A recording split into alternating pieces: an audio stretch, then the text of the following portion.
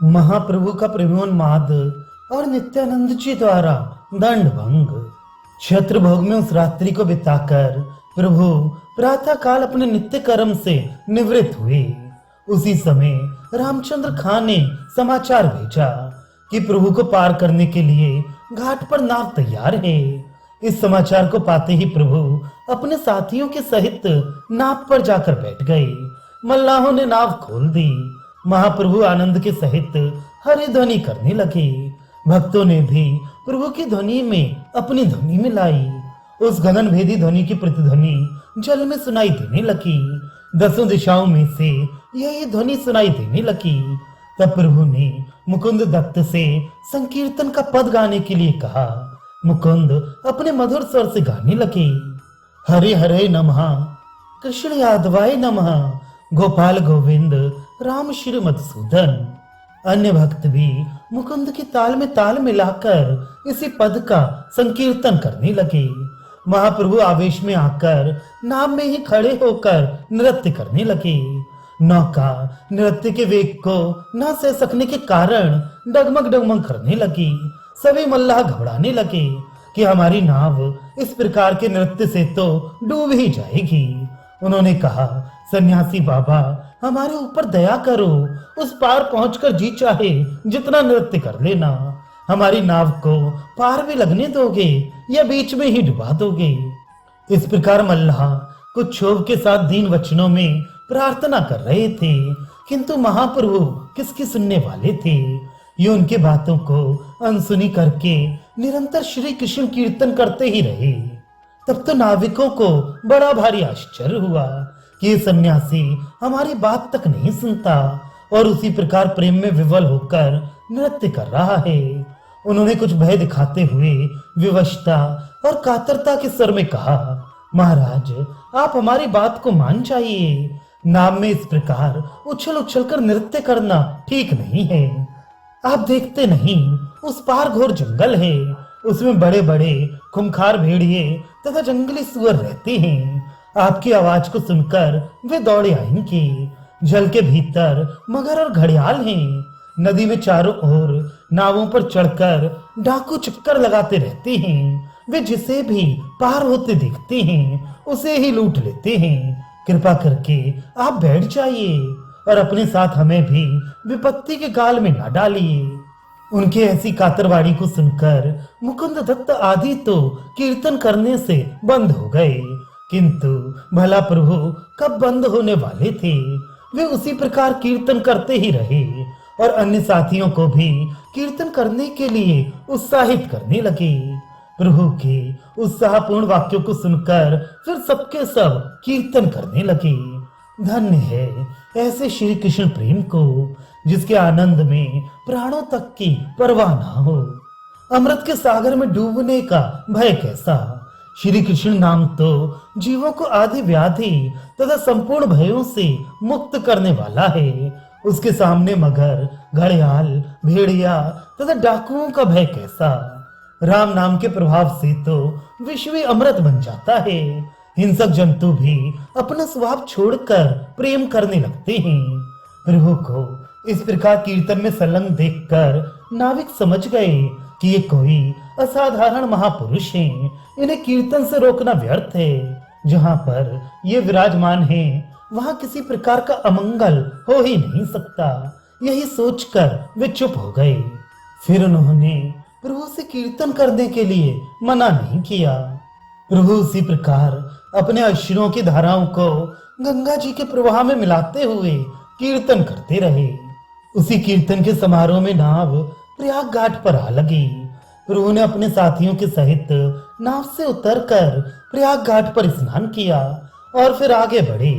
अब उन्होंने गौड़ देश को छोड़कर उड़ीसा देश की सीमा में प्रवेश किया। आज प्रभु ने अपने साथियों से कहा, तुम सब लोग यहीं बैठो, आज मैं अकेला ही भिक्षा करने जाऊंगा। प्रभु की बात को टाल ही कौन सकता था। सबने इस बात को स्वीकार किया। प्रभु अपने रंगे वस्त्र की झोली बनाकर भिक्षा मांगने के लिए चले। जैसा कि पहले बता ही चुके हैं कि उड़ीसा तथा बंगाल में बने बनाए अन्न की भिक्षा देने की परपाटी नहीं है। अब तो कुछ कुछ लोग सीखने भी लगे हैं।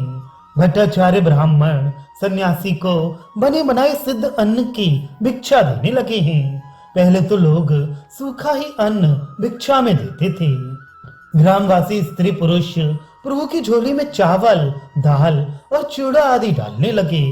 प्रभु जिसके भी द्वार पर जाकर नारायण हरि कहकर आवाज लगाते थे, वही बहुत सा अन्न लेकर उन्हें देने के लिए दौड़ा आता। उनके अद्भुत रूप लावण्य को देखकर सभी स्त्री पुरुष चकित रह जाते और एकटक भाव से प्रभु को ही निहारते रहते। उनके चेहरे में इतना अधिक आकर्षण था कि जो भी एक बार उनके दर्शन कर लेता, वही अपना सर्वस्व प्रभु के ऊपर निछावर कर देने की इच्छा करता। जिसके घर में जो भी उत्तम पदार्थ होता, वही लाकर प्रभु की झोली में डाल देता। इस प्रकार थोड़ी ही देर में प्रभु की झोली भर गई। विवश होकर कई आदमियों की भिक्षा लौटानी पड़ी। इससे प्रभु को भी कुछ दुख सा हुआ। वे अपनी भरी हुई झोली को लेकर बाहर बैठे हुए अपने भक्तों के समीप आए। नित्यानंद जी भरी हुई झोली को देखकर हंसने लगे। अंत में जगदानंद जी ने प्रभु से झोली लेकर भोजन बनाया और सभी ने साथ बैठकर बड़े ही आनंद के सहित उस महाप्रसाद को पाया। भोजन करके आगे बढ़े। आगे चलकर पुरी जाने वाली सड़क पर उन्होंने करगृह देखा। वहां पर राजा की ओर से प्रत्येक यात्री पर कुछ नियमित शुल्क लगता था, तब यात्री आगे जा सकते थे। उस समय शुल्क लेने वाले अधिकारी यात्रियों से शुल्क लेने में इतनी अधिक कठोरता करते थे कि बिना नियमित द्रव्य लिए वे किसी को भी आगे नहीं जाने देते थे। यहाँ तक कि वे साधु सन्यासियों तक से भी कर वसूल करते थे। प्रभु को भी उन लोगों ने आगे जाने से रोका और कहने लगे, बिना नियमित द्रव्य दिए तुम आगे नहीं जा सकते। प्रभु इस बात को सुनते ही रुदन करने लगे। उनकी आंखों से निरंतर अश्रु निकल निकल कर पृथ्वी को गीली कर रहे थे। वे, हाँ प्रभु, हे मेरे जगन्नाथ देव, क्या मैं तुम्हारे शीघ्र दर्शन ना कर सकूंगा? क्या नाथ मुझे तुम्हारे दर्शन होंगे? ऐसे आर्त वचनों को कह कहकर रुदन करने लगे। उनके इस हृदय विदारक करुण क्रंदन को सुनकर पाषाण हृदय अधिकारी का भी कठोर हृदय पसीज उठा। उसने सोचा, क्या साधारण मनुष्यों की आंखों से इतने अश्रुओं का निकलना संभव हो सकता है? अवश्य ही ये कोई महापुरुष हैं, इन्हें जगन्नाथ जी जाने से रोकना नहीं चाहिए। ये सोचकर शुल्क एकत्रित करने वाला अधिकारी प्रभु के समीप जाकर पूछने लगा, सन्यासी बाबा, तुम इतने अधीर क्यों होते हो? तुम्हारे साथ कितने आदमी हैं? तुम सब साथी कितने हो? प्रभु ने रोते रोते अत्यंत दीन भाव प्रदर्शित करते हुए कहा, हमारे इस संसार में साथी ही कौन हो सकता है? हम तो घर बार त्यागी विरागी सन्यासी हैं। हम तो अकेले ही हैं, हमारा दूसरा कोई साथी नहीं है। प्रभु की ऐसी बात सुनकर अधिकारी ने कहा, अच्छा तो आप जाएं। उनकी बात सुनकर प्रभु आगे चलने लगे। थोड़ी दूर चलकर प्रभु अपने घुटनों में सिर देकर रुदन करने लगे। इनके रुदन को सुनकर अधिकारियों ने नित्यानंद जी आदि भक्तों से इसके कारण की जिज्ञासा की। तब नित्यानंद जी ने सब हाल बता दिया और कहा, हम चारों प्रभु के साथी हैं, वे हमारे बिना अकेले न जाएंगे। तब अधिकारियों ने इन सबको भी जाने दिया। इस प्रकार उन शुल्क एकत्रित करने वाले अधिकारियों के हृदय में अपने प्रेम प्रभाव को जताते हुए प्रभु अपने साथियों के सहित स्वर्ण रेखा नदी के तट पर पहुंचे। वहां पहुंचकर प्रभु तो नित्यानंद जी की प्रतीक्षा में थोड़ी दूर पर जाकर बैठ गए। जगदानंद, दामोदर आदि पीछे पीछे आ रहे थे। जगदानंद जी के हाथ में प्रभु का दंड था। उन्होंने नित्यानंद जी से कहा, श्रीपाद, यदि आप महाप्रभु के इस दंड को भली भांति पकड़े रहे तो मैं गांव में से भिक्षा कर लाऊं। नित्यानंद जी ने कहा, अच्छी बात है, मैं दंड को खूब सावधानी से रखूंगा। तुम आनंद के साथ जाकर भिक्षा कराओ। ये कहकर नित्यानंद जी ने जगदानंद पंडित जी के हाथ में से दंड ले लिया। जगदानंद भिक्षा करने चले गए। इधर नित्यानंद जी ने सोचा, ये दंड तो प्रभु के लिए एक जंजाल ही है। जिन्हें प्रेम में अपने शरीर तक का होश नहीं रहता, उन्हें दंड की भला क्या अपेक्षा हो सकती है। इसकी देखरेख को एक और आदमी चाहिए। दंड का विधान तो साधारण अवस्था के सन्यासी के लिए है, महाप्रभु तो प्रेम के अवतार ही हैं। ये तो विधि निषेध दोनों से ही परे हैं। इसके लिए इनको दंड का रखना व्यर्थ है। ऐसा सोचकर नित्यानंद जी ने उस दंड को बीच में से 3 टुकड़े कर दिए और उसे तोड़ ताड़ कर वहीं फेंक दिया। भिक्षा करके जगदानंद पंडित लौटे। उन्होंने नित्यानंद जी के पास दंड ना देखकर आश्चर्य के साथ पूछा, श्रीपाद आपने दंड कहाँ रख दिया? कुछ गंभीरता के साथ इधर उधर देखते हुए धीरे से नित्यानंद जी ने उत्तर दिया, यहीं कहीं पड़ा होगा, देख लो।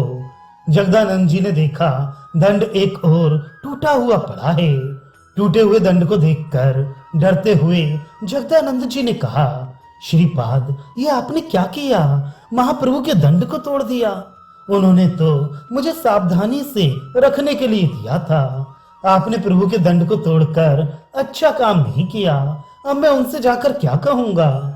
ये कहकर जगदानंद जी बहुत ही दुखी से होकर उस टूटे हुए दंड को लेकर प्रभु के समीप पहुंचे और अत्यंत क्षीण स्वर में दुख प्रकट करते हुए कहने लगे, प्रभु नित्यानंद जी को दंड देकर मैं भिक्षा करने के निमित्त समीप के ग्राम में गया था। तब तक उन्होंने दंड को तोड़ डाला। इसमें मेरा कुछ भी अपराध नहीं है। यदि मुझे इस बात का पता होता तो मैं कभी उन्हें देकर नहीं जाता। इतने में ही नित्यानंद जी भी मुकुंद आदि सहित वहां आ पहुंचे। तब प्रभु ने प्रेम का रोष प्रकट करते हुए नित्यानंद जी से कहा, श्रीपाद आपके सभी काम बड़े ही चपलतापूर्ण होते हैं। भला दंड भंग करके आपको क्या मिल गया? आप तो मुझे अपने धर्म से भ्रष्ट करना चाहते हैं। सन्यासी के पास एक दंड ही तो परम धन है। उसे आपने अपने उद्धत स्वभाव से भंग कर दिया। अब बताइए कैसे मैं आपके साथ रहकर अपने धर्म का पालन कर सकूंगा? नित्यानंद जी ने बात को टालते हुए कुछ हंसी के भाव में कहा, वह तो बांस का ही दंड था। उसके बदले में आप मुझे अपना दंड पात्र बना लीजिए और जो भी उचित दंड समझें दे लीजिए। महाप्रभु ने कहा, ये बांस का दंड कैसे था? उसमें सभी देवताओं का अधिष्ठान था। आप तो मुझे ना जाने क्या समझते हैं। अपनी दशा का पता मुझे ही लग सकता है। आपके साथ में रहने का मुझे यही फल मिला। एक दंड था, वह भी आपने नष्ट कर दिया। अब ना जाने क्या करेंगे। इसलिए मैं अब आप लोगों के साथ ना जाऊंगा। या तो आप लोग आगे जाएं या मुझे आगे जाने दें। इस पर मुकुंद दत्त ने कहा, प्रभु आप ही आगे चलें। बस इतना सुनना था कि प्रभु दौड़ मारकर आगे चलने लगे और दौड़ते दौड़ते जलेश्वर नामक स्थान में पहुंचे। वहां जलेश्वर नामक शिव जी का एक बड़ा भारी मंदिर है। उस समय बहुत से वेदज्ञ श्रद्धालु ब्राह्मण उस मंदिर में धूप, दीप, नैवेद्य आदि पूजन की सामग्रियों से शिव जी की पूजा कर रहे थे। कोई उच्च स्वर से स्तोत्र पाठ कर रहा था, कोई अभिषेक कर रहा था, कोई शिव जी की स्तुति ही कर रहा था। भांति भांति के बाजे बज रहे थे। प्रभु उस पूजन कृत्य को देखकर बड़े ही संतुष्ट हुए। दंड भंग कर देने के कारण नित्यानंद जी के प्रति जो थोड़ा सा क्रोध किया था, वह शिव जी के दर्शन मात्र से ही जाता रहा। वे आनंद में निमग्न होकर जोर से शिव जी का कीर्तन करने लगे। भावावेश में आकर वे शिव शिव शंभो हर हर महादेव इस पद को गा गा कर नाचने कूदने लगे। इनके नृत्य को देखकर सभी दर्शक आश्चर्य के सहित इन्हें चारों ओर से घेर कर खड़े हो गए।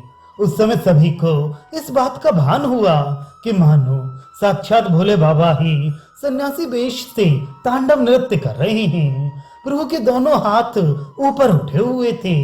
वे मस्त होकर पागल की भांति प्रभुन्माद में जोरों से उछल उछल कर नाच रहे थे। उनके संपूर्ण शरीर से पसीनों की धाराएं बह रही थीं। नेत्रों में से श्रावण भादों की तरह अश्रुओं की वर्षा हो रही थी। वे शरीर के सुध भुलाकर यंत्र की भांति घूम रहे थे। उसी समय पीछे से नित्यानंद जी आदि भक्त भी मंदिर में आ पहुंचे और प्रभु को नृत्य करते देखकर वे भी प्रभु के ताल स्वर मिलाकर नाचने गाने लगे। इससे प्रभु का आनंद और भी कई गुना अधिक हो गया। उनके सुख की सीमा न रही। सभी दर्शक प्रभु की ऐसी अपूर्व अवस्था देखकर अवाक रह गए। इस प्रकार संकीर्तन कर लेने के अनंतर प्रभु ने प्रेम पूर्वक नित्यानंद जी का आलिंगन किया और उन पर स्नेह प्रदर्शित करते हुए कहने लगे, श्रीपाद, आप तो मेरे अभिन्न हृदय हैं। आप जो भी करेंगे मेरे कल्याण के ही निमित्त करेंगे। मैंने उस समय भावावेश में आकर जो कुछ कह दिया हो उसको आप बुरा ना माने। संसार में आपसे बढ़कर मेरा प्रिय और हो ही कौन सकता है। आप मेरे गुरु, माता, पिता तथा सखा हैं। जो आपका प्रिय है वही मेरा भी प्रिय है। आप मेरी बातों का कुछ बुरा ना माने। प्रभु के मुख से अपने लिए ऐसे स्तुति वाक्य सुनकर नित्यानंद जी कुछ लज्जित से हुए और संकोच के स्वर में कहने लगे, प्रभु, आप सर्व समर्थ हैं। जिसे जो चाहे सो कहें, जिसे जितना ऊंचे चढ़ाना चाहे चढ़ा दें। आप तो अपने सेवकों को सदा से ही अपने से अधिक सम्मान प्रदान करते रहे हैं। ये तो आपकी सनातन रीत है। इस प्रकार प्रेम की बातें होने पर सभी ने विश्राम किया और उस रात्रि में वही निवास किया। प्रातः काल नित्य कर्म से निवृत्त होकर प्रभु आगे चलने लगे। मत्त गजेंद्र की भांति प्रेम वारुणी के मद में चूर हुए नाचते कूदते और भक्तों के साथ कौतूहल करते हुए प्रभु आगे चले जा रहे थे कि इतने में ही इन्हें एक वाम मार्गी शाक्तपंथी साधु मिला। प्रभु की ऐसी प्रेम की उच्च अवस्था देखकर उसने समझा ये भी कोई वाम मार्गी साधु हैं। अतः प्रभु से वाम मार्गी पद्धति से प्रणाम करके कहने लगा, कहो किधर किधर से आ रहे हो? आज तो बहुत दिन में दर्शन हुए। प्रभु ने विनोद के साथ कहा, इधर से ही चले आ रहे हैं। आपका आना किधर से हुआ? कुछ हाल चाल तो सुनाओ। भैरवी चक्र में खूब आनंद उड़ता है ना? प्रभु की बातें सुनकर और भैरवी चक्र तथा आनंद आदि वहां मार्गियों के सांकेतिक शब्दों को सुनकर वे सब स्थानों के शाक्तों का संपूर्ण वृत्तांत सुनाने लगा। प्रभु उसकी बातों को सुनते जाते थे और साथियों को और देखकर हंसते जाते थे। अंत में उसने कहा, चलिए आज हमारे मठ पर ही निवास कीजिए, वहीं सब मिलकर खूब आनंद उड़ाएंगे। प्रभु ने हंसते हुए नित्यानंद जी से कहा, श्रीपाद, आनंद उड़ाने की इच्छा है? ये महात्मा तो शांतिपुर के रास्ते में जैसे आनंदी सन्यासी मिले थे उसी प्रकार के जंतु हैं। आपके पास आनंद की कमी हो तो कहिए। नित्यानंद जी ने प्रभु की बात का कुछ भी उत्तर नहीं दिया। वे जोरों से हंसने लगे। तब उस वाम मार्गी साधु ने कहा, नहीं, आप लोग कुछ और ना समझें। मेरे मठ में आनंद की कुछ कमी नहीं है। आप लोग जितना भी उड़ाना चाहें उड़ाएं। चलिए आप लोग आज मेरे मठ को ही कृतार्थ कीजिए। प्रभु ने हंसते हुए कहा, हाँ हाँ, ठीक तो है। आप आगे चलकर सब ठीक ठाक करें, हम पीछे से आते हैं। ये सुनकर वे साधु आगे को चला गया। प्रभु की प्रेममय अवस्था देखकर उसने समझा ये भी कोई हमारी तरह संसारी नशीली चीजों का सेवन करके पागल बनने वाले साधु होंगे। उसे पता नहीं था कि इन्होंने ऐसे प्याले को पी लिया है जिसे पीकर फिर दूसरे अमल की जरूरत ही नहीं पड़ती। उसी के नशे में सदा झूमते रहते हैं। कबीरदास जी ने इसी प्याले को तो लक्ष्य करके कहा है, कबीर प्याला प्रेम का अंतर लिया लगाए, रोम रोम में रम रहा और अमल का खाए। धन्य है ऐसे अमलियों को। ऐसे नशाखोरों के सामने ये संसारी सभी नशे तुच्छ और हे हैं। इस प्रकार अपने सभी साथियों को आनंदित और सुखी बनाते हुए प्रभु पुरी के पथ को तय करने लगे।